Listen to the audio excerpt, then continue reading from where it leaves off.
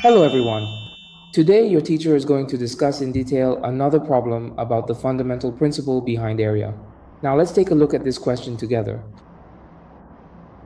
The height of the parallelogram is 8. Find the area of the parallelogram. So, what is the fundamental principle behind calculating area? Many teachers haven't explained this in a clear and understandable way, or can't explain it well, and it's not mentioned in the textbooks either. You might see a quadrilateral or a pentagon, but the fundamental principle behind area is actually about having one vertical and one horizontal forming a right angle. That is the true essence of area, not the shape you see from the outside. Whether it's a pentagon, hexagon, or triangle, that's not what matters. One vertical, one horizontal. The right angle formed by these two elements is exactly what gives you the area. That's essentially what area is, right? So when we look at this particular quadrilateral, it's really the same principle. It's all about its base and its height. The base and the height, when considered together, form it. That's it.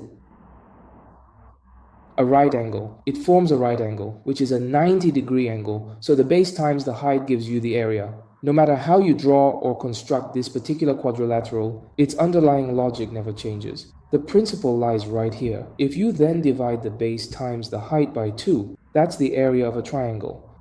So that's how it works. So everyone, you need to understand it this way. To truly master mathematical thinking, you have to learn the fundamental principles. That's the only way to really grasp the core of problem solving. Let's look at the problem again. See, this quadrilateral problem has already been given to us. And this one it's 10 here, right? The base here is 10, and the slanted side here is 7, correct? Now, the problem tells us that the height of the quadrilateral is 8. So, where is this height? The problem already tells us that the height is 8 as given, so this 8.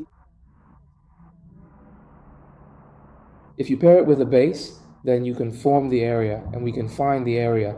So, where is this height? Is it here? Is this 8? Is this the height? That's actually a slanted side, so the height being 8 here definitely doesn't work at all. That's not it. The height isn't located here. So where exactly is the height? Well, we already know. Hey, let's look again. This side right here is 10. Right, this side is 10. Okay, so if you want to make the height 8 with this 10, that's simply impossible because it's clearly written right here that it's actually 7. So in other words, we should use this slanted side as the base instead. If we use this slanted side as the base, then we can draw it in for him. A right angle, and then for clarity, where do we draw the right angle? It's right here. This is the height. The number 8 is right here, and this value represents its height. The base, which is the bottom edge, is 7. The base is 7.